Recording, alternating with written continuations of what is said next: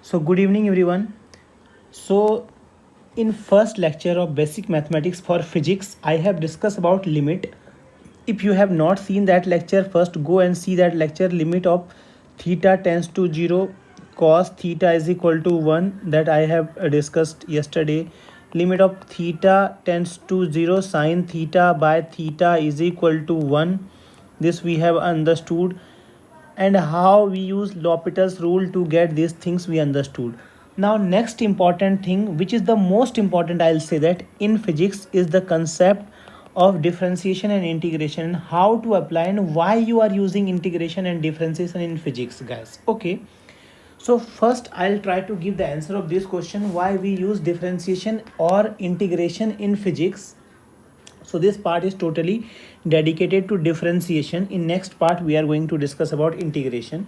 So in physics we usually come across rate of change of displacement, rate of change of velocity, rate of change of acceleration, or any other parameter, rate of change of flux d phi by dt, or any other parameters we are discussing. So what is this d by dt of any variable or any constant term? What is the things we want to understand first things? So actually apart from that, guys, one thing also comes into picture: slope of acceleration time graph, slope of velocity time graph, slope of displacement time graph. All these things you come across. So these all things comes from differentiation, and that is why when I use the term differentiating this, I get the result. So most of the student of class ninth confuse. So I will try to give answer of those question in simplified manner. So I have taken help of mathematics to make you understand. So what slope basically means, so all your answer of the things like slope, rate of change is given in this lecture. See it carefully. Slope of any curve can be determined by finding tan theta. But what this theta is, suppose if this is a line, if I have drawn a line like this is y-axis, this is x-axis, and I have drawn a line like this. So what I can say that if you take angle theta, always take angle in anti-clockwise direction. If you have to take theta, you will take theta in anti-clockwise direction. And if you take tangent of this angle theta, this tan theta will give you slope of this line. Why this gives you slope? Because slope of this line can be determined by the factor, guys, how much you have traveled along x and how much you have gone through y.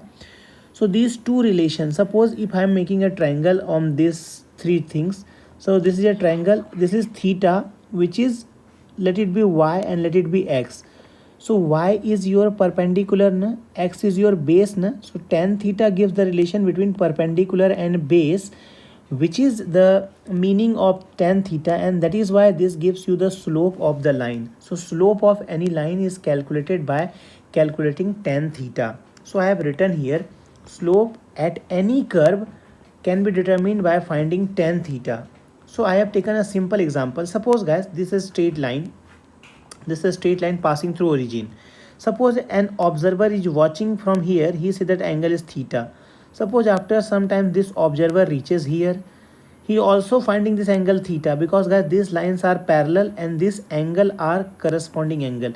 So no matter where observer goes, this angle is theta only. So since theta is same at every point, I can say that if you calculate tan theta na, that is actually also constant, and that tan theta is nothing but slope of this line. Slope of this line is constant. So this type of problem is not a difficult things in physics. But suppose I have taken a curve, suppose I have taken a curve. So guys, tan theta you can calculate simply na. So I have taken any point whose coordinate is x comma y, that means this distance is x and this distance is y na. So tan theta can be written as y by x. So this is slope of this line, slope of this line is y by x. It is not problematic for finding this tan theta in this case. But suppose I have taken a curve which is actually not starting from origin, and you have to finding the slope to of these things. So first of all you should know the coordinate of the point. Let it be point A and point B. A coordinate is given x1 comma y1 and point B coordinate is given x2 comma y2. If you have to calculate slope of AB, slope of AB can be tan theta. The theta is the angle which this line makes with x-axis, but it is not connected with x-axis. So I have just drawn a parallel line. If you see carefully, this is a parallel line which is parallel to x-axis is drawn here. Now you join actually this point so that you can calculate this perpendicular and this is base. So what are the things, guys? See, this is x1 comma y1. So I have written this coordinate is x1 and this coordinate is y1. So that is why this point is x comma y1, and this coordinate is y2 and this coordinate is x2. So we have to calculate slope. Slope means this y by this x. So I want to show you in red color, this y by this x. So this y is difference actually y2 minus y1. This y is basically y2 minus y1 and this x basically is x2 minus x1. So in this case, if you can calculate the slope, so tan theta is basically y2 minus y1 upon x2 minus x1. This is the case of a straight line. So three things we have learned: that slope of a line can be calculated by calculating tan theta. If point is passing through origin, tan theta is simply can be written as y by x. But if it is not starting from origin and any section of line is given, so tan theta you can calculate by the difference of y coordinates upon the difference of x coordinate. So y2 minus y1 upon x2 minus x1. Tan theta you can calculate by finding the difference between this y2 minus y1 upon x2 minus x1. These three things I have discussed. Now guys, these are the situation which is very simple to calculate. But now I am taking one difficult case where it is not simple to calculate the angle. See guys, because in all the cases theta is remaining constant. In all the above cases what I am discussing, theta is remaining constant there. But the thing is that guys, now theta will not remain constant.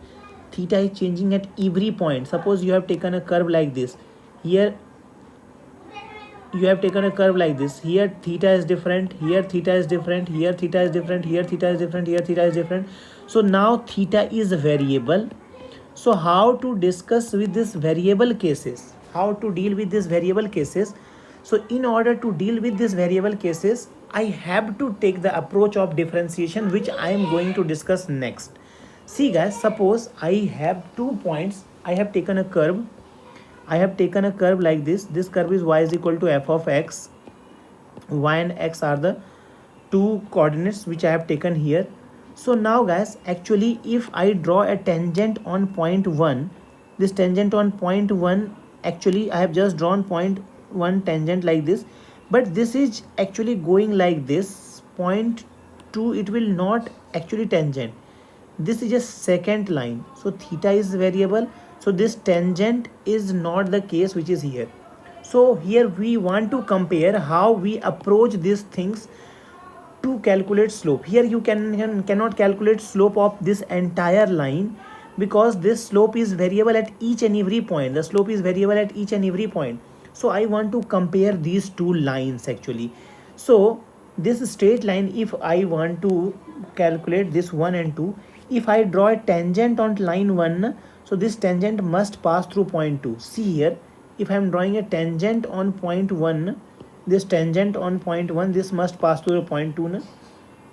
So here if you draw tangent on line 1, it will must pass through point 2. But here guys, if you draw tangent on point 2, will it pass through point 1? Like if you draw tangent to point 2, will it pass? There is no chance it will pass through point. If you draw tangent on this point, it will not pass. If you draw tangent on this point, it will not pass to the point 2 because slope is variable.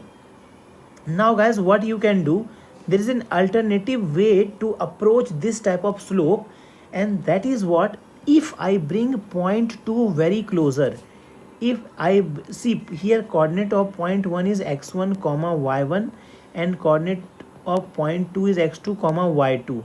Now guys, one approach I can take, suppose this is actually x1, this is actually x2. Suppose if you are bringing point 2 very close, such that actually if you draw a tangent, the tangent will pass through both the point. Then I can convert this into straight line form, because in straight line form, guys, see carefully what is happening here. If you draw a tangent at point 1 or tangent at point 2 and extend it, it will pass through this point. But here it is not the case. If I am drawing tangent here, it is not passing to this point. If I am drawing tangent here, it is not passing through this point. So what to do so that this tangent can pass through a fixed point 1 and 2? So I will do see something like that. I'll brought this point 2 very close to this point 1. Now actually you see, I'll redraw it. It is very crucial thing to understand. So what I have done, I have brought point 1 and 2 very closer. Means this actually is your x1 and this is your x2. Actually, if you draw tangent now on point 1, it can approximately pass to point 2, guys. If you draw tangent, they can pass. Now what I can do, if I enlarge these things, so this point actually, this is the same condition which we have seen earlier, na? Now this is actually your y2 minus y1 and this is your x2 minus x1. So now you can write slope tan theta as y2 minus y1 upon x2 minus x1, na? Now one thing I want to tell you that, guys, what is the difference between x2 minus x1 or y2 minus y1? They are very small, very close to each other. So can I say that y2 minus y1 very close, difference become that almost 0. So this becomes dy. Dy means they are very close to each other. Points difference is very close to each other. Very small separation between the points.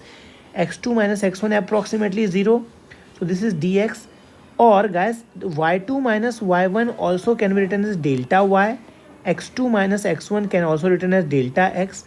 So if this condition is very important to know, everyone, if delta y by delta x I am taking and I am putting limit delta x tends to 0, if I am finding delta y by delta x and bringing x very closer such that its difference approaches to 0, so this is nothing but dy by dx. This is nothing but dy by dx, or slope of a curve where theta is variable for every other points. So guys, this dy by dx is basically the slope which we have discussed earlier. This dy by dx is basically the slope which we have discussed earlier. Now guys, this dy by dx can be written slope of yx curve.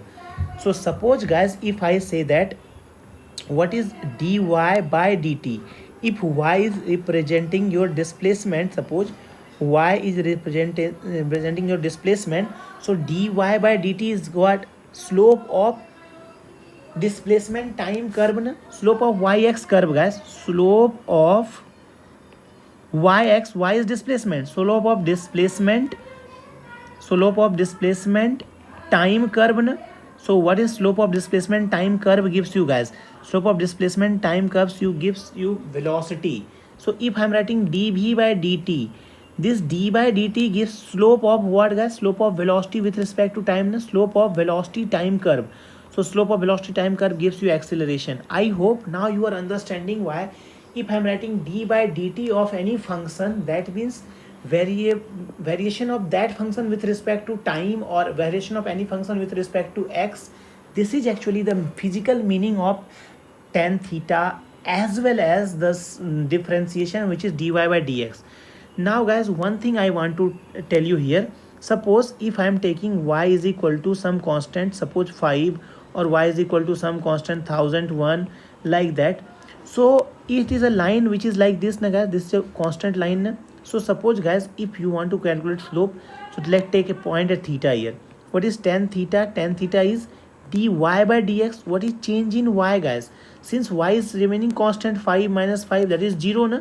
So slope of a constant term is 0. That is why whenever is a constant, slope is 0. I will also discuss the method by which you can get the slope is 0. So slope of any constant term is 0. Now suppose x is equal to 4. So what is slope, guys? Slope is tan theta is equal to dy by dx.